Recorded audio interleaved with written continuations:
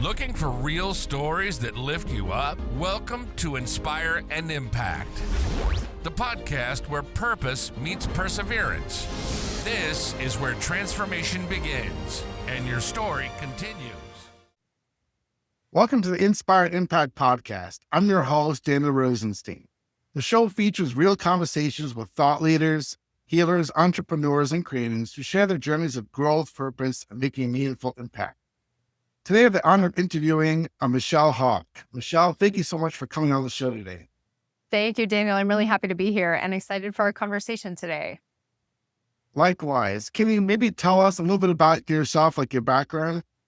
Yeah, I am a shaman, and I know that we're going to unpack that a little bit later today because that's a pretty loaded statement just right there. But I began studying and practicing shamanism in 2003 when I was 15 years old. It has been a over 20-year process of study and practice and apprenticeship at this point. And I have a lot of training from a lot of different teachers, but I am a multi-lineage practitioner. So I've received initiations and trainings in multiple different shamanic lineages. The primary lineage that I hold and work with comes from Shaman Baksha of what is now Hungary, although I have also studied and practiced in Celtic shamanism and worked with Indigenous teachers from both North and South America. My work is informed by my multi-lineage training and also myself as a multi-lineage human here living in the Pacific Northwest. I live in the forest just outside of Portland. So I have a background in biology, which is very wonderful and unique to bring together the science of life and the spirituality of life. And I bring that to my work with offering healing, shamanic healing and energy healing for clients, as well as practitioner training and mentorship. Oh, that's really amazing. I mean, thank you. That's quite a good bio. Very impressive. I have a very impressive resume, if I say so myself. There's a lot going on here. I mean, we have a wide variety of people in our audience. Can you maybe explain to the people in the audience who don't know what shamanism is? Like, maybe, I know as you said, you probably speak, days and days of what shamanism, but maybe there's quick introduction to being people who not that familiar with it. Absolutely. There are a lot of misconceptions and misunderstandings about that term. And like I said, even me calling myself a shaman, if people don't know what that means, it can be kind of a charged topic. So shamanism is the original spiritual practice of humanity and is ubiquitous to people all over the world.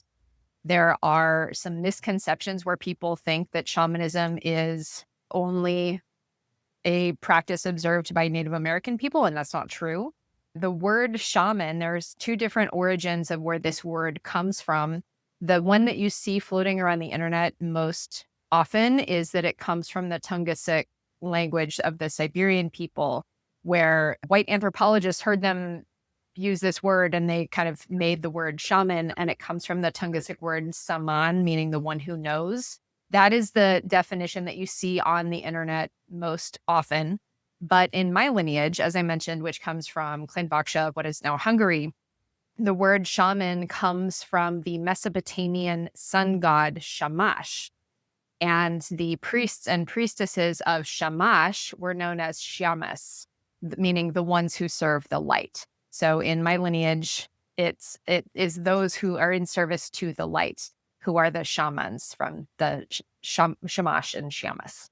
So with that, looking at the word shaman, when I use that word, a lot of people who don't know what it means, it can jump to some assumptions about cultural appropriation or using that word inappropriately. And I totally get it. We want to be very integrous about how we're using our language to describe the practices that we do. And of course, there are a lot of examples of cultural appropriation and a lack of respect and understanding with shamanic practices. So yes, that is a very real concern. And also the word shaman itself is not an Indigenous Native American word. It's not the word that they use for their practice for their medicine people in their tribes. And, the conversations I've had with my Indigenous friends here in the United States are like, yeah, we don't care. That's not our word. Not a problem for us. And, we get to be really rigorous in our integrity of how we're engaging in these practices. And so part of me sharing this conversation about what is shamanism is to help people understand this is ubiquitous to people all over the world. It is not only of our Turtle Island Indigenous relations who have this practice. This is the original spiritual orientation of all of humanity. And shamanism is an animistic practice and a mediumistic practice. Shall we keep deep diving and go into this? Sure, if you want to go into it, tell us a little bit more. I mean, it's really interesting. Yeah, absolutely. So when I say shamanism is the original spiritual orientation of humanity as an animistic practice and a mediumistic practice, animism is really the original, the original consciousness of people. And animism, just like we have the root of the word anima, like animal or to animate or become animated, it refers to life. And it's the belief that all things are alive and all things are connected through this universal life force. All things are connected through this animating force. And the anima is the immaterial force that animates form. So it is that, the same life force in me that it gives me life is the same life force that's in you, is the same life force in the trees, is the same life force in the coyotes, it's the same life force in the wind. And so when we have this animistic orientation, this is the original worldview of life as the original sacred. And the idea of deities, the idea of spiritual forces comes from this animistic orientation. Imagine if we're living in very close proximity or very close relationship with the natural forces, with the rain, with the winds, with the elements. We have a very intimate connection with them that we don't experience in the modern world. So we live now in a very separated way from the earth, from the elements, from animals, from plants. But when you're in intimate contact with them, you pay a lot more attention and you're a lot more attuned to this life force. Because if you're not, then you don't eat or your village is washed away by a flood. So it's really imperative to be in this intimate connection with the forces of life, the rhythms of life in the world. And, I mentioned the idea of deities are coming from this animistic orientation. So we can look at monotheism as a distortion of that.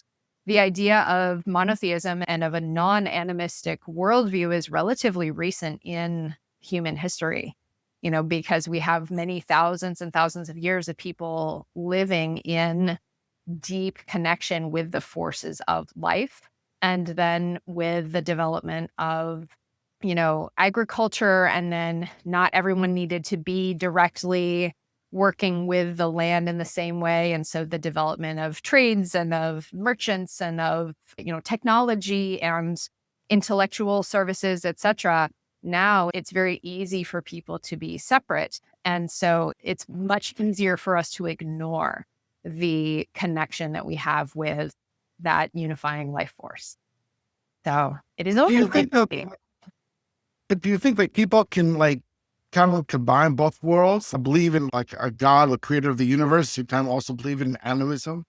Yes, absolutely. Yeah. So when I say monotheism, I in reflecting on this and reflecting on creation myth is very prevalent in all societies. So but the difference is in a monotheistic tradition, it's the creation myth as coming from this one emanation of divinity, and everything else is not divine. Everything else is the result of that one divine source, versus in, any of the pluralistic, multiple deities, polytheistic, thank you, there's the word, polytheistic traditions or traditions that observe multiple gods and goddesses. There's the creation myth where, yes, there are creator gods and goddesses. There are creation stories, but they birth other sources of the divine. They birth the other manifestations of divinity in the spiritual realms, who are either in some roles of oversight or administration. Think of any tradition, pick your favorite. They all have the gods and goddesses of agriculture, the goddess of fire, the goddess of wind, the goddess of water, the god of metal, the god of justice, the god of war, right? So they all have these areas of specialty or areas of energy that they're connected with. but they are sources of this divine architecture within that. So absolutely, there is like the creation myth that, again, you have the monotheistic version of that, where it's the divine creates everything that then is like mundane, or the creation myth of the divine begets the divine, which is in relationship with the world, and the world can be in continuous relationship with the divine. Oh, thank you so much for sharing all of that. I'm curious to know, like, what sparked your curiosity to be on the shamanic path for all these years? What interested, why did you find it so interesting? Yeah. So like I said, I kind of stumbled into my first shamanic workshop when I was 15 years old, and it just made so much sense to me. Before that, I was a very magical kiddo, and I do think all kiddos are magical kiddos, but all my favorite stories to read were like different kinds of folktales from all around the world, where the animals could talk, and the forest was alive and had, the trees could talk and share messages, and people would go on a quest and need to be in relationship with nature somehow. Those were all my favorite stories. And in retrospect, looking back, those are all animistic myth, mythopoetic wisdom transmission. Like, they're teaching people, they're all wisdom teachings on how to be in right relationship with nature and with the natural world and with the spiritual forces and with life. So I was already very called to that way of thinking, that way of being. It just made sense to me. I went to this shamanic workshop in 2003, and it felt like such a relief. I remember being there. I was the only kid in the class. Everybody else was an adult, and I was a teenager. And I just, hearing the words and the language, they were giving me a vocabulary for everything that I already knew to be true about the world, everything that I already thought. So it was this overwhelming sense of, oh my gosh, I can breathe here. Oh, it's so familiar. Thank you so much for giving me the language for what I was already feeling. So it was a tremendous kind of like homecoming experience. And from there, I continued to pursue shamanic trainings and workshops wherever I could. Keep in mind, this was the early 2000s. So now you can just Google shaman near me, and there's like a boatload of shamanic teachings online. And, for better or for worse, right? Let's, put a little asterisk there of not everybody who claims to be teaching shamanic practices is necessarily qualified to do so. That's like a whole other level of cautionary tale about this. But in the early 2000s, I really needed to go based on kind of referrals and, take a workshop here and then see what else that teacher is doing. And then I would get, a referral to go over here. So that's how I continued my studies for, through the early 2000s. And I was still in high school, and then I was in university, and still, pursuing my training and education in other aspects of energy healing, developing my mediumship practice, my communication with the spirit realm, and my intuition as well. And then I met my shaman mentor in 2009. So I had just graduated from university, and we met in a very divinely arranged sort of way that, we were in an event that neither of us normally would have attended. And we started chatting, and we ended up connecting over our shared interest in shamanism. And we began informally what later developed into a dedicated apprenticeship. And I have been studying and working with her since 2009. She initiated me into the lineage that I hold in 2012. And that has very organically grown in my shamanic practice. I never intended to work with other people. I was always just pursuing it for my own enjoyment, my own connection to it. And I think that when, and we can talk a little bit later about, for those people who are called to the shamanic path, you don't ever have to do this with other people. Like, a shamanic practice can just be for you. And that's really like the most important piece. And that's the most important piece in my practice, is my own personal practice, my personal relationship with the earth, with nature, with the spiritual forces, with my own life. That is the core of what I do. And then, of course, I do enjoy and find a lot of purpose and meaning and satisfaction in offering this and supporting other people. And I'm really great at it. So I do have a professional shamanic practice, but you don't need to work with other people in order to have a shamanic practice? Well, I want to ask you about that because, like you mentioned, like, like the asterisk, there's all different types of people that call themselves shaman, shamanic teachers. We live in this world of abundance of information or information overload or whatever you want to call it. Can you maybe give advice to the people in the audience if they are searching for a shamanic teacher? Is there any particular things they should look for, being that you have so much experience working with multiple lineages, of how they can find like a valid instructor versus somebody who just set up an Instagram page and says, I'm a shamanic teacher, but they don't really have any substance to them? Certainly. Yeah. I will also say I have multiple episodes about this exact topic on my podcast. So I'll give you kind of the most important pieces here. And then for those of you tuning in, if you're interested in much longer downloads about this, go check out my podcast. It's called Shaman Sister Sessions. I imagine that link will be in the show notes, right? Yes. And then there's multiple episodes on how to find a shaman, how to choose a teacher, how to choose a spiritual mentor, and then different questions to ask whenever you're considering working with a mentor. So that's the long version. I'll give you the meat of it here. So you are totally right, Daniel. I mean, the internet is flooded with people who have a marketing background and then had their shamanic awakening or their spiritual awakening 2 weeks ago and decided that they wanted to turn their marketing talents on, being an internet shaman, right? I treat this with a tremendous degree of both humor and also alarm. Within this, you're totally right. There are a lot of people who are purporting to have knowledge and experience and be spiritual teachers who don't have the training and experience to back it up. And not only training and experience, but also just honestly, like years of doing practices.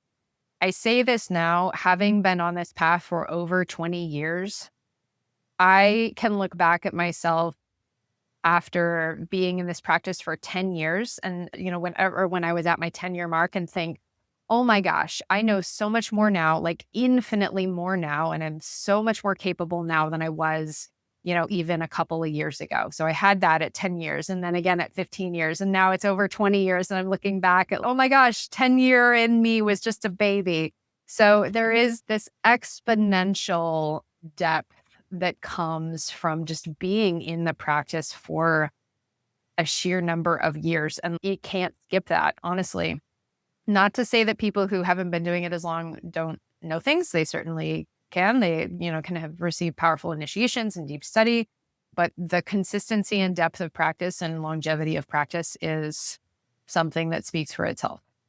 In addition, there are a lot of people who have a spiritual awakening and then feel the need to immediately translate it into something that they're offering to other people. This is very common, especially when people have a really powerful spiritual awakening experience.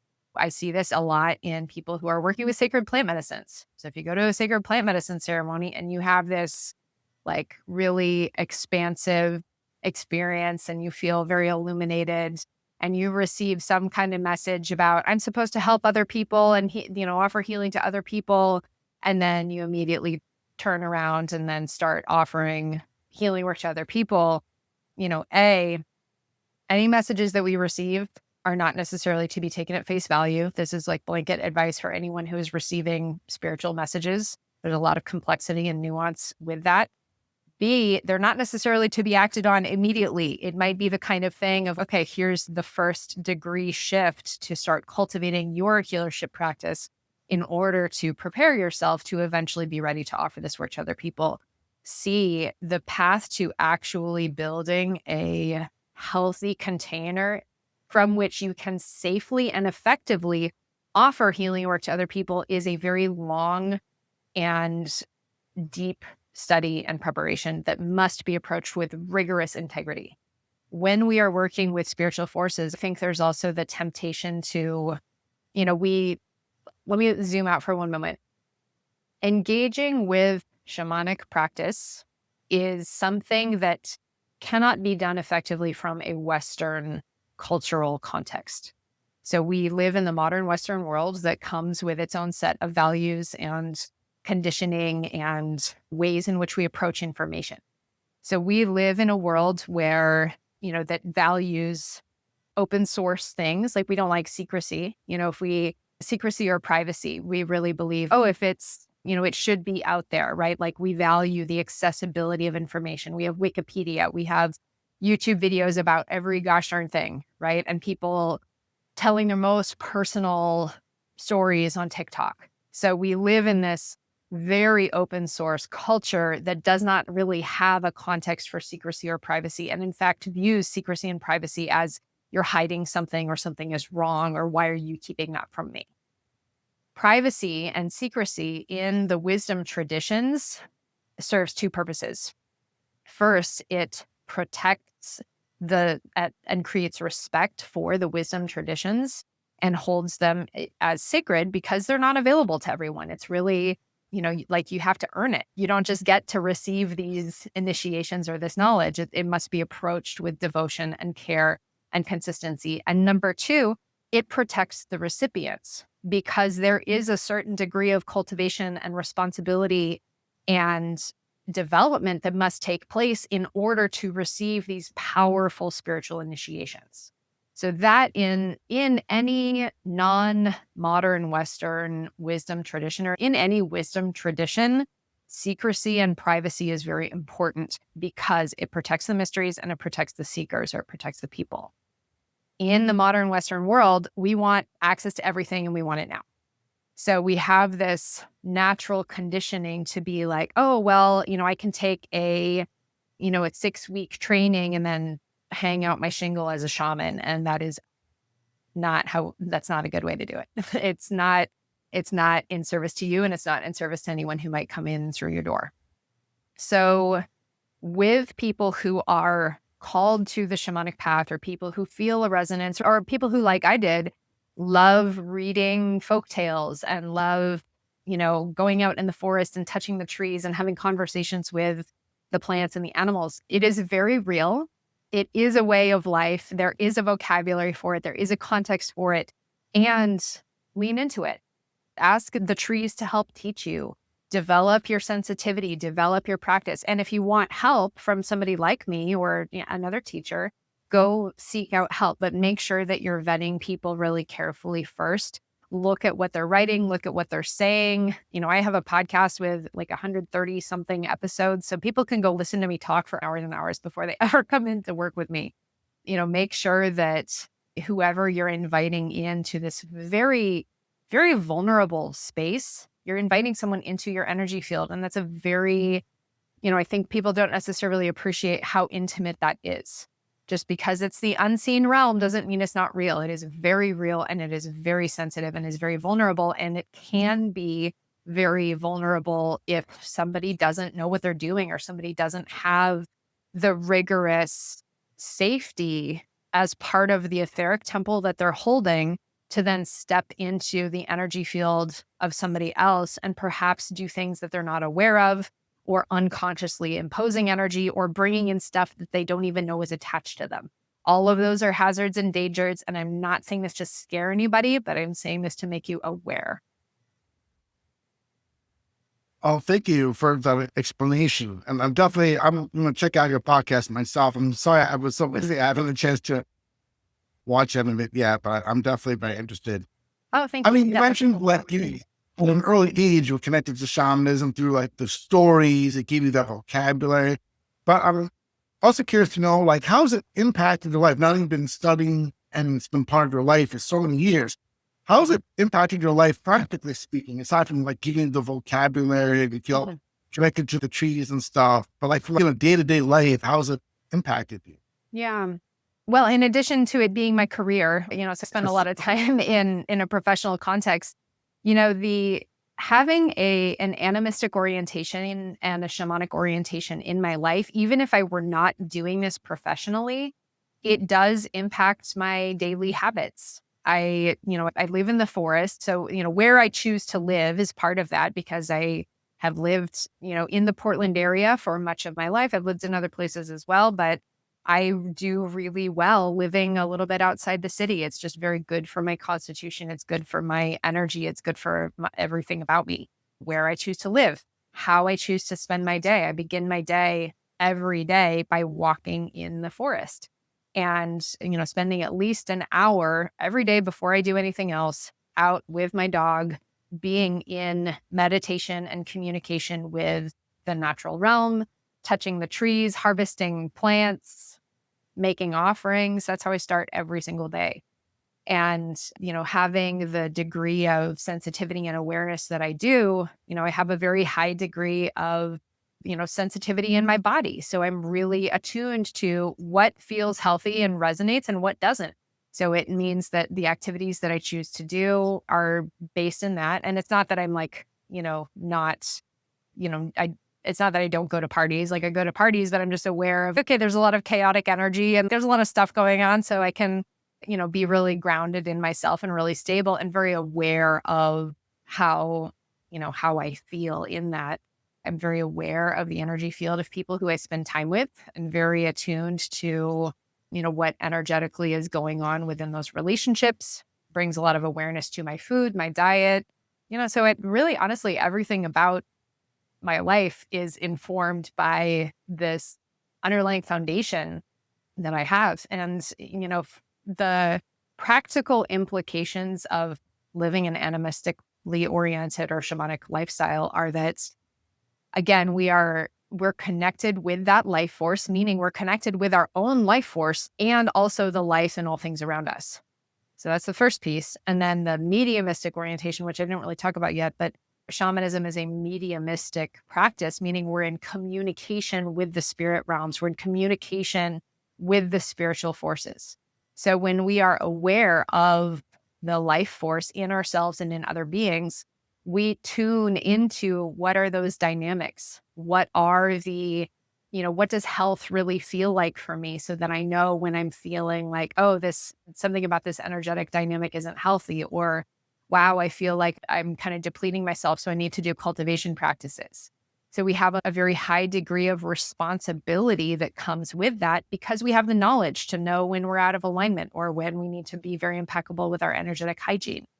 So all of those things, ultimately, it brings, I like to give the analogy of if you're walking around drunk all the time, you're bumping into things. You're kind of not paying attention. You might be talking a little too loud.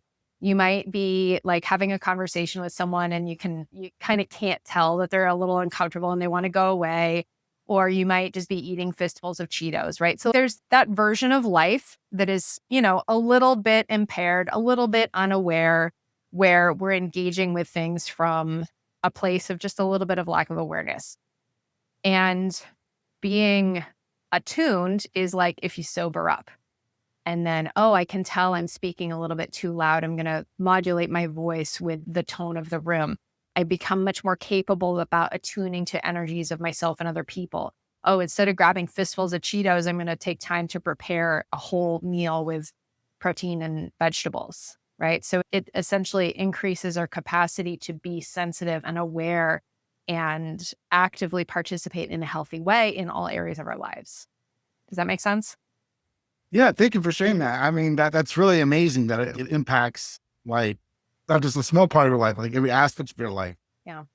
And It's it's really not amazing. in a detrimental way. I think I tell people that and they get a little overwhelmed about, oh my gosh, I'm going to have to change everything about my life. And that's not what I mean. I don't mean it as like, a burden or as something that takes so much time. It's just you become a different person. Like the version of yourself that is attuned to your inner well-being, that is attuned and sensitive to the natural world. You just shift into your habits change, your choices change, your perspective changes. And I think people before they really experience that shift, it can seem a little bit daunting. And then once you're in it, you find, this is just the way that I am now. And it's not really extra work. Does that make sense? Yeah, definitely. So, I mean, you mentioned, a part of shamanism is receiving these initiations with spiritual awakenings. Do you have any interesting stories that you like to share with us about that? Interesting. Nobody's ever asked me about that. I will say initiations are different for everybody. And when we receive initiations, they are multi-layered. The initiations are coming not only from in the case that I mentioned about my teacher offering me an initiation, it was her as the human form being the vehicle for the spiritual forces to come through and offer me the initiation.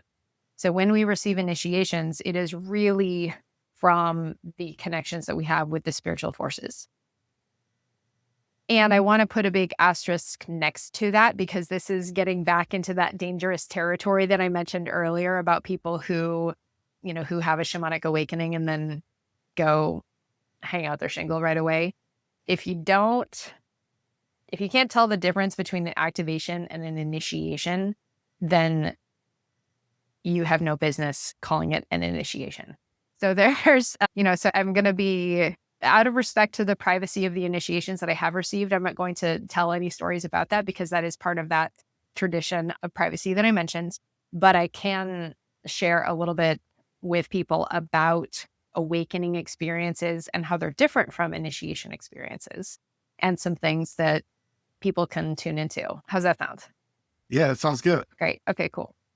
An awakening experience versus an initiation experience. Usually people who might be, kind of in that walking around drunk version of their lives, where they're like, their eyes are closed and they're bumping into things, right? Before they have this awareness experience, it can feel, a little disconnected, and they may not be aware of it. But then it's like all of a sudden their eyes open, or they see very powerful images, or they can have a really dramatic physical experience. I've talked with all sorts of people, and I've had experiences like this as well, where it's, oh my gosh, all of a sudden there is something that is fundamentally different, or an experience that I cannot possibly ignore, and now I am different as a result. So I would call that an activation or awakening experience. Like something happens, a dream, a vision, a sensation, a message, a near-death experience. That's, one that people can have very dramatically. There's something that happens that fundamentally changes your worldview as a result. So that is some kind of activation or attunement or awakening experience. And then an initiation is different in that it's not only this fundamental change, but it's also imprinting the codes and frequencies of an etheric wisdom, whether that's a lineage of practice, whether it's working with a particular deity or guide, or a lineage of guides. There's initiations into wisdom schools, initiations into receiving an initiation from a particular deity, right? That's also a thing. And it is actually encoding your being with those codes and making that a part of you. So I will say that in general, people can have, I teach this as part of what I teach to my shamanic students, right? The ways that we can be in relationship with these different spiritual forces are, the vast majority will be kind of like neighbor relations, where it's, oh yeah, these spirits, like I see these spirits and they hang out, and there's the forest spirits in the forest where I live, and like we're on friendly neighbor terms, so this respectful awareness and appreciation. And then we can have ally relationships where, okay, I have an ally relationship with lemon balm and nettle, and I have a good relationship with these, with these spirits, and I have a good allyship relationship with the coyotes on my land, and like we know about each other, and we regard each other with respect, and we make offerings, and there's some kind of collaboration with that spiritual force or that spiritual medicine. Or I have an allyship with the doctor spirits who come in through my work to offer work to clients. So that's going to be a smaller subset of the spiritual forces that we're in relationship with. The initiated forces, or the forces that you have received initiations from, are going to be a much smaller subset of those. And here's the thing, is having an initiation fundamentally changes the architecture of your own energy body.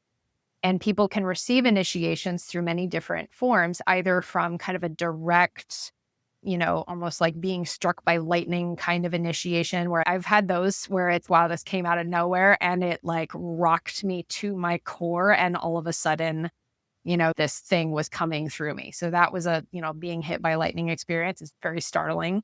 People can receive initiations like I did through my teacher, where I had been studying with her for 3 years and practicing with her for 3 years. And I showed up at her house one day and she announced, "Today's your initiation," that neither of us were really expecting, but it was time to come through. And she initiated me into the lineage that she holds from this shamanic lineage.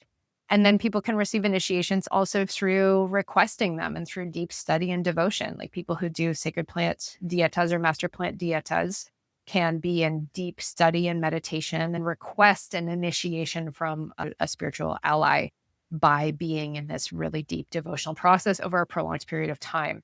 And then they receive the energy of that being in their own field. I will say, you don't really want to do too many of those because it really, again, it's not nothing. It is something that fundamentally changes the architecture of your consciousness.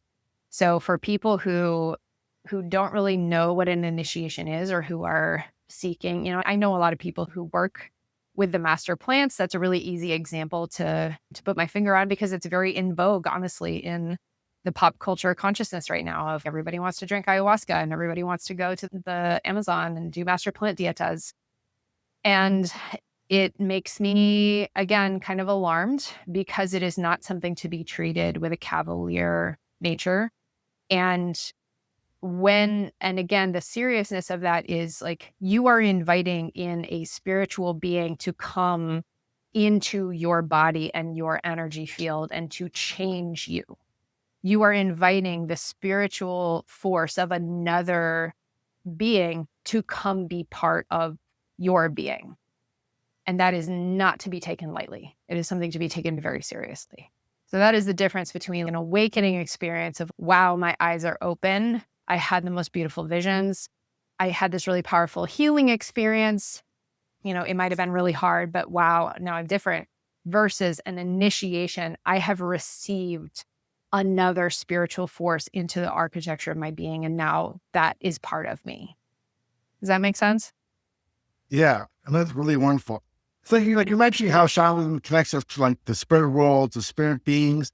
A lot of like shamanic practices connect us to like our ancestors and heal our ancestral traumas. I was interested in learning more about that.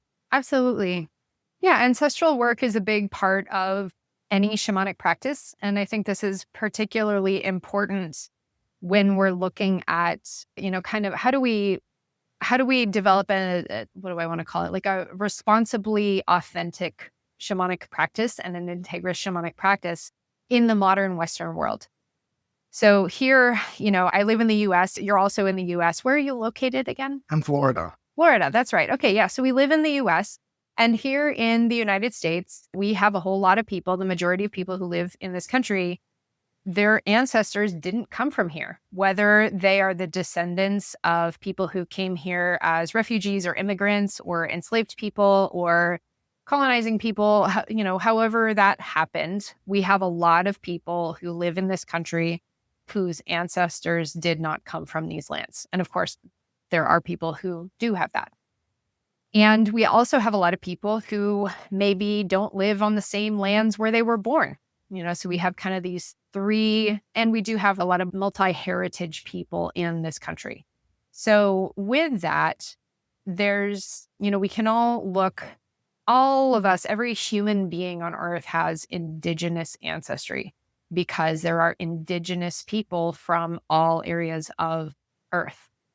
But there are varying wounds and traumas and distortions that are part of all of our lineages, some much, much longer ago than others. So this is something that I talk about with people who have European heritage in particular. And there's a lot of white people in the US who are called to shamanic practice and want to do so in integrity. And this is part of what we get to do in integrity. This is part of what all of us get to do, is about, ancestral reclamation, ancestral healing, and looking at our own indigenous heritage and also the wounding of separation. So regardless of what your lineage is, I can't think of a single lineage on earth that hasn't suffered some kind of wounding and separation. And, we're all together in that boat. We're all in the same boat together. We've all got shit to work through, which is so great. And we get to be very compassionate with ourselves and with each other as we do that. And in cultivating relationships with our ancestors and cultivating relationships with the land where we live, I really do believe that those things are deeply tied, because we may never set foot on the lands where our ancestors came from in this lifetime. You may, some people do. Some people make pilgrimages. Some people visit the towns that their people came from, and some people don't. But our what do I want to say about that? Our relationships with the forces of Earth are contextual. So just like our Indigenous ancestors had relationships with the local land and nature spirits where they lived, and all shamanic practice is contextual, all the spiritual forces and the guides and the deities that we see within all of these different practices are very unique and specific to the ecosystem where they come from. And the lands of your ancestors and the medicine of the lands of your ancestors may not have any bearing whatsoever on the medicine of the land where you live, and the local land and nature spirits and the ecosystem of where you live now. And so in our reclamation of that and in our inquiry in that, we get to do both of those things. We get to develop a relationship. We get to feed our ancestors by making prayers to them, by offering healing, by offering acknowledgement and respect and appreciation for the strength and the resilience and the compassion and the love of all of the people who came before us, knowing that we are simultaneously both the answered prayers of our ancestors and we are their manifest wounds and traumas. We are both of those things at the same time. So we get to offer our love and gratitude for their love, for their resilience and their strength, and we get to offer compassion and healing for their suffering. We get to offer our lives as their prayers manifest, our lives as their descendants of living a good life, living a life in right relation, living a life where we are of a generative contribution in the world. That is a good life, to be a beneficial presence in the world. And we get to offer that to our ancestors and live for us and for the benefit of our lineages. And we also get to anchor into the context of where we are now. This is part of how we really come home to Earth and to ourselves, is really developing a very authentic contextual practice that is relevant to the here and now, and anchoring into not necessarily, not anybody else's culture, or not, this is, I think, also a challenge of people who come from cultures that they don't have a connection to anymore, where it's, okay, well, maybe my ancestors were part of this culture, but I've never been there and I don't feel a connection to that.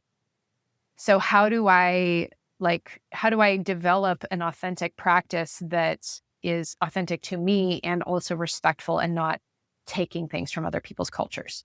And this is where that local relationship comes in. This is part of what I teach my students, is how to develop a very authentic and personal relationship with the spiritual forces where you live, and working with the principles of universal shamanism. So like I said, I've studied and practiced in a lot of different lineages. I have my primary lineage from what is now Hungary. I've also studied in Celtic shamanism, and I've studied with Turtle Islands and North and South American Indigenous teachers. There are particularities to all of these practices. There are differences among all of these practices, and there are so many things that are the same. There's so many things that are universal. And so these are the fundamentally true pieces that I invite my students to really anchor into, is like, no matter what tradition it is, what is still true? What is the core of, not about this tribe or this people or that group of people, but what is true of us as humanity? And how can you anchor into bringing a new vision to an authentic relationship with Earth, responsibly authentic relationship with your shamanic calling, to be in a respectful relationship with how we're engaging with other people and with these spiritual forces in a way that is true for you and a way that is in rigorous integrity. This is part of what we get to do in the world, knowing that we don't live in cultures anymore where it's, yeah, this is the culture you grow up in, and this is the person who's going to teach you, and this is the medicine woman who's going to teach you if you want to go that path. We don't have that anymore. So we get to, or at least in our world, in the modern Western world, that doesn't exist so much now. And let me back up and say that does exist. That definitely does exist for either intact cultures or tribes or traditions. It does exist in places, but you need to be already part of that tribe or community or lineage. And there are so many people who are not part of a tribe or a lineage like that, who are still very hungry for working with these practices, or still very called to the shamanic lifestyle and the shamanic orientation. Again, even just as a personal practice, not to work with anybody else. I know a lot of people who are called to this, they want to, it is this hunger. It is like the ancestors are starving. They're asking us to please come home to life, come home to the sacred in ourselves and to earth. And we can't let ourselves be deterred or turned off by either other people's projections. I've had so many people call me out on cultural appropriation because they just don't know any better. And I've had people call me all sorts of names on my podcast, leaving in the comments on the podcast, and because I call myself a shaman. And again, like I said, they don't know where the word comes from. I understand the desire to protect and support Indigenous people or people who have been oppressed or appropriated from, and also there are a lot of people who are extracting wisdoms and doing that not in a good way. So I totally get it. And also it hurts my feelings a little bit. So it's definitely been part of that, my own inquiry about how to do this in a good way, how to do this in a way that's really in integrity, where I feel very clear that my practice is rooted in responsibility, rooted in authenticity, and rooted in what is in a healthy relationship with spirit, with the people around me. And this is part of what we get to do in the modern Western world, is really like supporting the evolution of human consciousness and supporting the evolution of shamanic practice. Because I do not want shamanic practice to get lost. If someone is called to shamanic practice, even if they don't have a intact ancestral lineage to come from, it doesn't mean that they can't develop a meaningful and rich and authentic and responsible shamanic practice. They just need to learn the tools to do that in a good way. So I really want people to have those resources and have that support. I don't want people to be turned off or afraid that they're going to be harming people. It's something that we get to be impeccable about, but we still get to claim our magical birthright and our shamanic birthright, because this is fundamental to our human origins. An animistic orientation that is in relationship with the life force in all things, and a mediumistic orientation where we are in communication with the spirit realm. This is a shamanic worldview, and this is the original human worldview. It is our birthright. Oh, thank you so much. While you were talking about all that, especially the ancestors, I started getting chills down my spine. Cool. I had all this energy running through me. I don't know what was happening. Great. Almost like some type of spiritual, I don't know if it's an activation or some type of energy was just running through me. I think your ancestors were listening and they're like, yes, Daniel, do this. We want you to do this. Maybe that's what it is. Really interesting. Cool. So I want to ask you, if you're talking about having a spiritual awakening, what advice would you give to people that are interested in having a spiritual awakening but have never done it before and they don't know where to begin? Is there any first steps that you can maybe recommend to people, how to get started having a spiritual awakening in a safe and authentic way? Right. Well, so your comment, even your question, is kind of interesting, because I think people aren't really called to this unless they've had a spiritual awakening. A spiritual awakening, it does not have to be dramatic. It can start in a very subtle way. It can start as, I want to read a book about the chakras, or wow, I keep noticing butterflies everywhere. Let me think about what butterflies might mean. It doesn't have to show up in a lightning strike you down kind of way. So if you are interested in developing and exploring a spiritual practice or shamanic practice, certainly you can start reading things. You can start just kind of opening your eyes and seeing what shows up. Usually that's honestly a pretty Like if you put out the invitation of just, hey, spirit, I am asking you to please send me supportive messages and guides and teachers to help guide me along my paths. Please make it obvious. Please help me see the signs in a very healthy and positive way. Things will start to show up. Just something as simple as that. And for those of you tuning into this podcast episode, hey, guess what? This is one of those signs. This is a sign you've been looking for. Awesome. I also recommend finding a teacher if this is something that you want to develop more of. With that, there are a whole slew of people teaching shamanism in all sorts of different ways and all sorts of different lineages all over the internet. Like I said, there is no shortage of shamanic teachers, books about shamanism, etc. I have a lot of thoughts about this, and I'm going to try to keep it brief. Okay. So as far as books about shamanism, a lot of books about shamanism come from a very like academic or intellectual perspective. So it's like reading a book about how to ride a bike, which, you know, you might learn some interesting history about bikes and like the technical aspects of the physics and like how the mechanics work, but it's actually kind of useless to you in actually learning how to ride a bike. So there's that.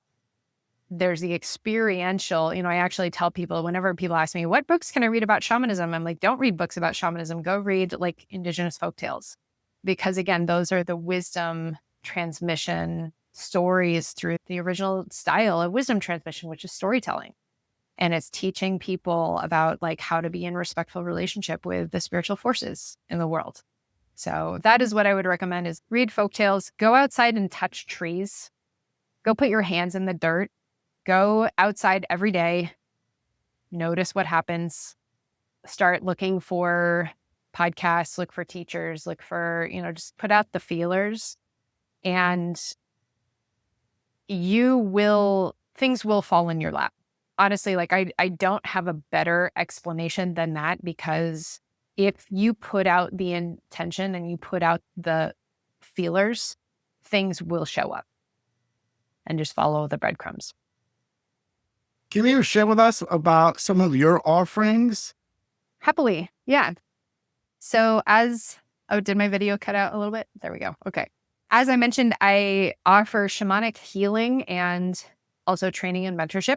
So the difference between those is I have people come for healing sessions where they're really looking for support for their process, either whether they're experiencing physical symptoms that don't make sense or chronic pain, insomnia, whatever the case might be.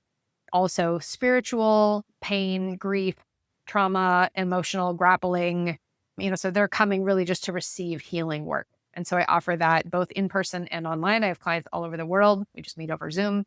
And so that's in the like, I want shamanic support for whatever's going on with me. So that's the healing vein. And then I have people come to me for training and mentorship, where again, either they're people who are looking for support for their personal practice and they don't, you know, they're not necessarily interested in working with other people, but they want to cultivate their practical spiritual skill development so that they can feel more confident, safe, and empowered in and knowledgeable in their authentic shamanic practice and their spiritual practice. Or they are practitioners, whether they're aspiring new or well-established practitioners who are looking specifically for training and mentorship to develop their professional shamanic or spiritual healing practice. So I have those kind of three buckets of people. Come receive healing, come receive mentorship just for you, come receive training and mentorship for your practice. And again, all of that is available in person or online. I also offer in-person immersive retreats. So if you want to come out and spend a few days out with me in my temple home in the forest and have an immersive either healing retreat or personal ritual retreat, teaching, mentorship, or in some cases it's appropriate to offer an initiation retreat. And so those are really like only for the people who've been working with me for a while, or we talk about that as part of their larger development trajectory. But I do offer in-person retreats as well. So what's your approach to mentoring from, spiritual practitioners and in helping them grow their intuition and their spiritual gifts? Do you have a particular approach or methodology you'd like to share with us? I have. So for mentoring practitioners, mentoring people who are specifically offering their work to others, I have a handful of things that I do with pretty much every client, and then everything else is sort of open to interpretation based on what their unique gifts are. So the things that I end up doing with almost every client are the foundations of energetic mastery. So this is basic foundational pieces to ensure impeccable energetic hygiene, safety, and cultivation to be able to do the high vibration, more challenging work. So this is an analogy I like to give of if the base of your pyramid is this big, and for those of you just tuning in, I'm making like a little shape just a couple inches wide. Your pyramid can just be a few inches tall. If the base of your pyramid is massive, your pyramid can be much taller. So a lot of people want to learn the fancy stuff without mastering the foundations. And by the fancy stuff, all the very sexy things in shamanic practice of channeling guides and doing soul retrieval and like doing entity extraction, like, the more challenging, heavy lift, energetically demanding practice. And most people need a lot of support and development with the foundational pieces in order to do that safely. So we do foundational development. And then from there, it's really, all of my mentorship work is a combination of evaluation and assessment, where I'm evaluating based on what I'm seeing in you and in your work and in your energy. These are those things that I think would be helpful to you for your growth and development and healing. It's also teaching and instruction from the many modalities and traditions that I hold, not only my shamanic lineages, but also alchemy and energy healing, mediumship, all the different stuff I do. So offering you teachings and transmissions and wisdom teachings. It's also healing work. Inevitably, when we're learning stuff, our shit comes up. So we do healing work and we help to release your blockages and whatever might be getting in the way or constricting, or doing ancestral healing, doing personal ritual work. And then there's also the practice skill development piece where we're doing practices together. We're doing Qigong, we're doing meditation practices, we're actually putting in the skill development hours to do the thing so that it becomes a part of you. So my mentorship style is very much, let's make sure that you are safe and that you are well set up to be able to live the manifestation of your unique magic. And then also helping you discover what that is if you don't know already, and then develop the skills to be able to do that excellently. Can you maybe share some stories of how you help your clients either overcome an obstacle or with their transformation? I can keep it kind of vague and out of service to anonymity and privacy, but yeah, I can offer a few stories. I had one of my most memorable experiences in supporting a client. This person arrived looking like the weight of the world was on their shoulders, and they came for an immersive retreat. They were here for a few days. And the chin was down on the chest and the shoulders were kind of hunched over, and they were a veteran. They were a young veteran who had been in combat and who had lost members of their team. So they had survivor guilt. They had a lot of mental health challenges. They had, really, they were just very heartbroken, and they were looking in the mirror and not loving themselves. And they came in for a very deep, intensive work. And during the course of the work, there was a very palpable, like the whole room got really heavy, the whole room got really dark, and this was a healing session. The room got really dark, very heavy, and felt this like iron weight in my chest, and they were very uncomfortable and sweating and having a very visceral physical experience and speaking words about, it's too much, make it stop, it's too much, I don't want, this is horrible. And I was sweating and shaking and helping to clear out this energy. And I incorporated, now I don't remember which order it came in, but I incorporated both a dragon and then Archangel Michael. And it might have been in reverse, but it was one and then the other, a dragon and Archangel Michael, to help and into my body. So incorporation mediumship is bringing a spirit into your own body to offer healing work or medicine or a transmission through you. And I was full of, I felt this big light through the core of my being, and they were moving my body and making sounds and making noises and helping to cut this energy out of this person who was in a lot of suffering and a lot of pain, and helping to clear it out completely.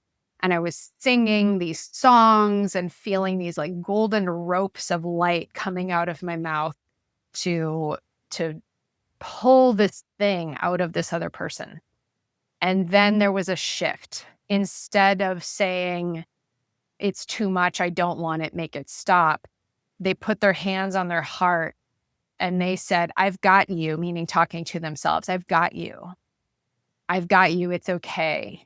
I love you. And then they were holding themselves, and the whole room I just got full body chills. Like I remember the whole room just got 1,000 pounds lighter, and this big, and I saw the thing that came out of them too. I saw this it almost was like a head, like an anvil, like an ox, like an iron ox shape head in this very heavy force that had taken root in this person through their trauma and their survivor guilt and their heartbreak and their grief and their pain.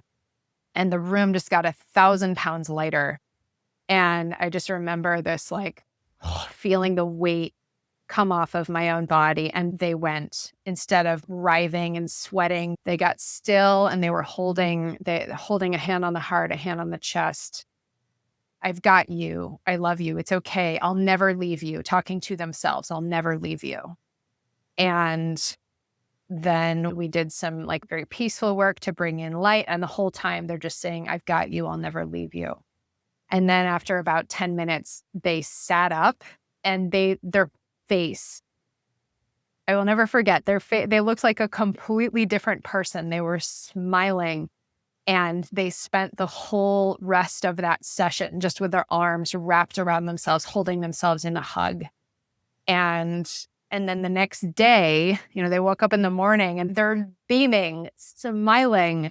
They come out and they say, I looked at my mirror, or I looked at myself in the mirror this morning and I didn't have any bad thoughts. And then we did another couple of days of healing work. They looked like a completely different person. The shoulders were back, the head was up, the, participation much more full and joyful.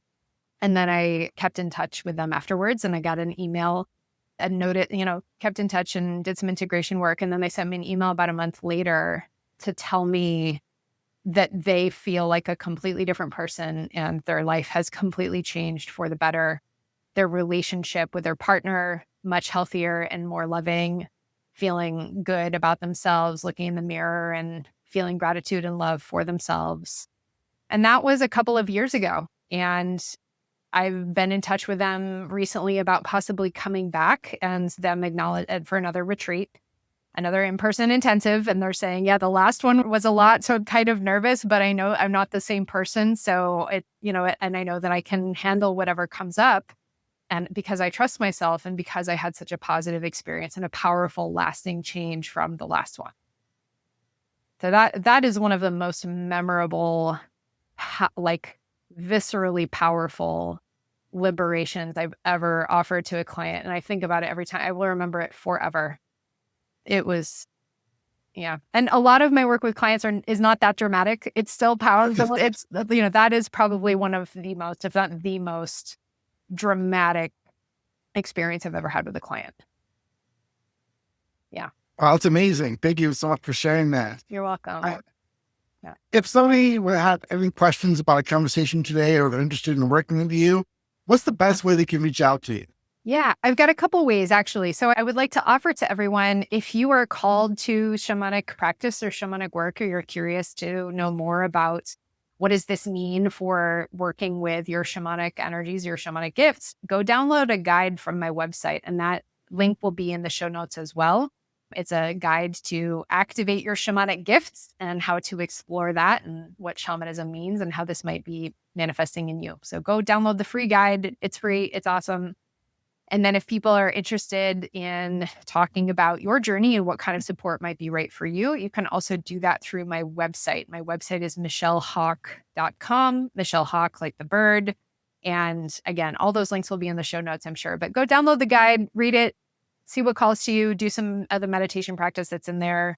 And then you can book a call with me if you want to talk about your journey and what kind of support would be good for you. Do you have any final thoughts or, last message you'd like to share with the artists before we wrap up our podcast for today?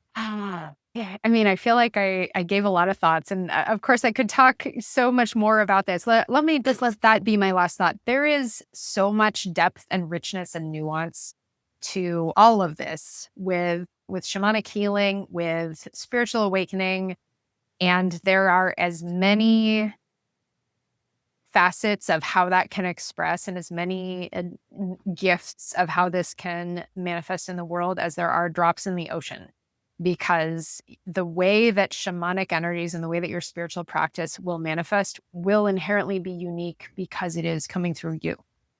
And there's a lot, as I said, there's a lot of different trainings out there. There's a lot of different teachers. There's a lot of different influences and stuff. But what I have found in my own practice, having been doing this for as long as I have, over 20 years, the expression of your magic will be unique because it is you.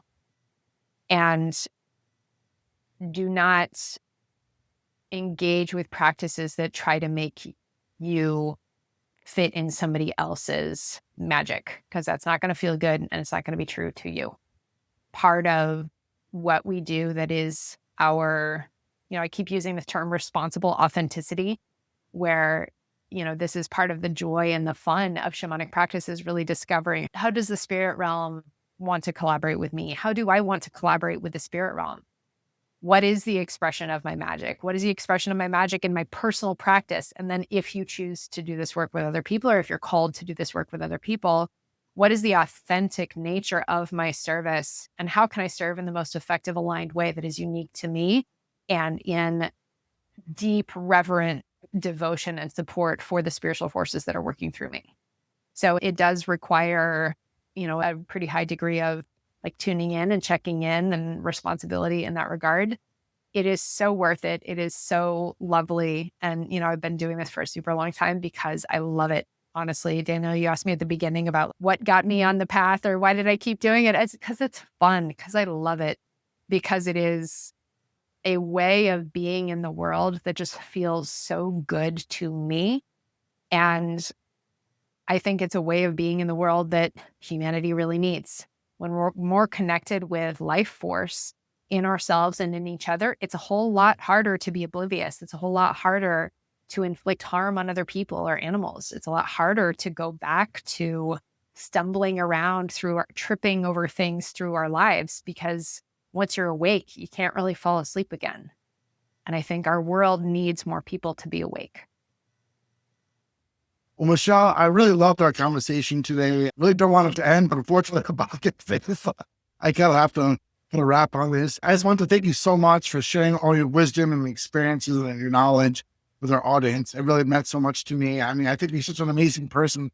I think you radiate the authenticity, and with the fact that you're so caring, and it's really special and unique these days, because there's a lot of people out there, they call themselves shamans, but how many of them are really authentic and deep as you? Right, not as many.